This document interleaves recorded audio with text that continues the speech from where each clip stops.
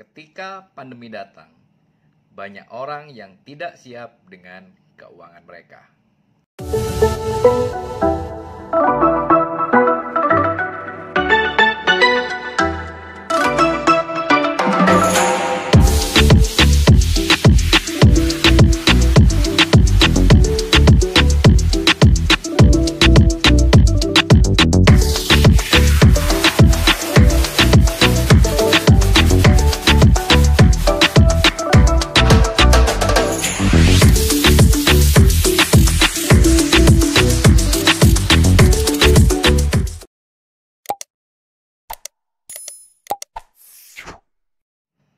Selamat malam, selamat datang kembali di YouTube channel dan podcast Andi Suanda.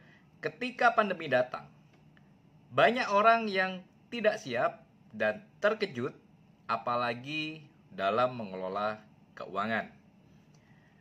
Jadi apa yang kita belajar tentang keuangan dari pandemi Corona di 2020 ini? Yang pasti kita tahu semua bahwa dampak virus corona tidak hanya di kesehatan masyarakat saja. Tetapi seperti kita tahu, banyak orang yang kehilangan pekerjaan. Pendapatan juga turun secara drastis, yang akhirnya menyebabkan keuangan banyak orang itu terganggu secara luar biasa. Jadi dampak negatif ini terhadap keuangan, apa yang dapat kita petik pelajarannya? Jadi kita belajar di dalam mengelola keuangan kita, karena yang namanya paceklik seperti pandemi 2020 tidak hanya akan datang sekarang, tetapi juga di tahun-tahun ke depan. Jadi kita harus tahu, kita harus bisa mempersiapkan diri kita, mempersiapkan keuangan kita di dalam menghadapi musibah yang serupa di kemudian hari. Jadi pelajaran yang pertama yang harus kita punya adalah mengenai dana darurat. Banyak orang yang tidak punya dana darurat yang cukup pada saat paceklik seperti pandemi 2020 ini datang. Jadi sebetulnya penting tidak sih yang namanya dana darurat? Penting sekali. Jadi seperti petani, mereka juga pasti mengalami yang namanya musim paceklik. Jadi mereka menyiapkan yang namanya lumbung padi. Jadi lumbung itu dipakai sebagai storage, dipakai sebagai tempat penyimpanan apabila di kemudian hari paceklik itu datang. Sama seperti kita. Tidak setiap tahun yang namanya ekonomi, keuangan kita atau bisnis kita atau pendapatan kita selalu naik atau baik. Tetapi ada masanya di kala tertentu seperti masa sekarang. Keuangan kita semua saya percaya pasti terganggu. Makanya kita perlu yang namanya mempersiapkan dana darurat atau emergency fund. Berapa sih besarnya dana darurat yang cukup?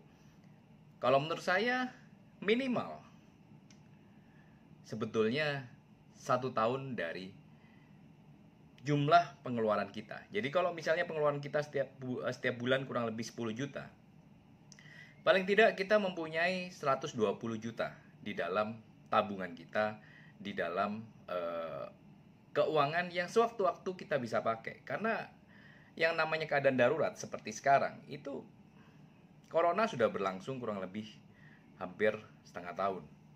Nah, jadi kalau Anda hanya punya dana darurat 3 bulan, artinya sekarang dana darurat Anda sudah habis. Jadi yang terbaik adalah minimal Anda punya dana darurat adalah 1 tahun. Orang-orang yang kaya, mereka biasanya punya dana darurat yang luar biasa banyak, mungkin bisa untuk berpuluh-puluh tahun. Tetapi paling tidak saran saya, Anda punya paling tidak dana darurat 1 tahun besarnya sesuai dengan pengeluaran Anda. Terus hal yang kedua yang kita belajari adalah kurangi gaya hidup konsumtif. Hindari gaya hidup yang konsumtif. Jadi belilah sesuatu yang memang sesuai dengan kebutuhan Anda. bukan keinginan Anda. Jadi pada masa enak, seringkali kita pada waktu kita jalan ke mall, kita melihat ada diskon, kita beli. Padahal sebetulnya di rumah kita sudah mempunyai banyak baju, banyak sepatu. Tetapi karena hanya tertarik oleh model ataupun diskon yang ditawarkan, akhirnya kita mengambil. Dan tidak sedikit dari kita yang tidak segan-segan untuk mengambil yang namanya cicilan yang ditawarkan oleh bank melalui kredit card atau juga cicilan melalui semacam pay letter ya, seperti OVO atau GoPay. Mereka menawarkan yang namanya pay letter. Jadi banyak orang yang tidak bisa menahan yang namanya keinginan. Mereka lebih suka spending untuk hal-hal yang sifatnya konsumtif. Nah, ini ke depan yang harus kita hindari semua. Kurangi yang namanya gaya hidup konsumtif. Belilah sesuatu yang memang kita betul-betul perlu. Apabila kita tidak perlu, lebih baik ditahan, lebih baik ditabung. Karena masa paceklik itu pasti datang. Tidak selalu pendapatan kita selalu enak, selalu berlebih. Nah, itu yang harus kita hindari.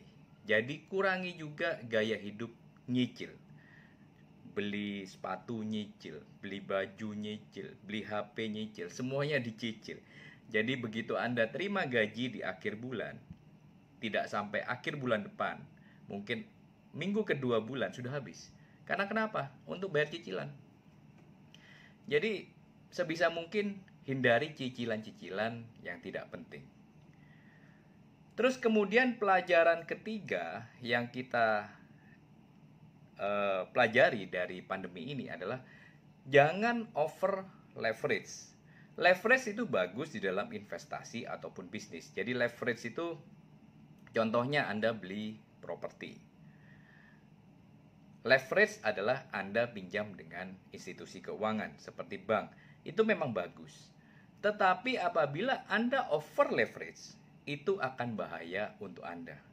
Jadi kadang banyak dari kita yang mungkin umurnya masih below 40, biasanya sangat agresif di dalam investasi. Ngambil properti, leverage-nya luar biasa tinggi. Jadi mungkin dengan pendapatan, leverage-nya bisa mencapai lebih dari 50%. Bahkan sampai 80%. Ini sangat berbahaya di masa-masa sekarang ini. Saya banyak sekali mendengar cerita dari media-media, baik itu media online ataupun media cetak. Banyak yang mereka dulunya pendapatan bisa 50 juta, 100 juta. Bisa nyicil properti dengan harga katakanlah dengan cicilan per bulan 50 juta. Tetapi tiba-tiba pada waktu masa pandemi pendapatan mereka hanya tinggal mungkin 10-20% saja. Dan akhirnya apa? Tidak bisa membayar yang namanya cicilan rumah tersebut atau propertinya. Akhirnya apa?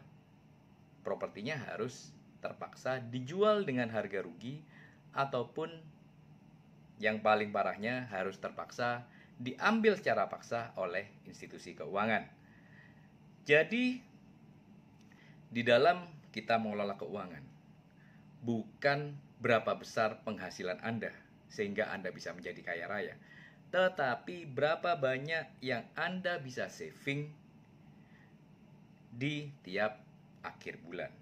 Jadi Warren Buffett juga ngomong, bukan menabung dari sisa yang kita sudah belanjakan, tetapi tabunglah dulu, kemudian belanjakanlah dari sisa yang kita sudah tabung dulu.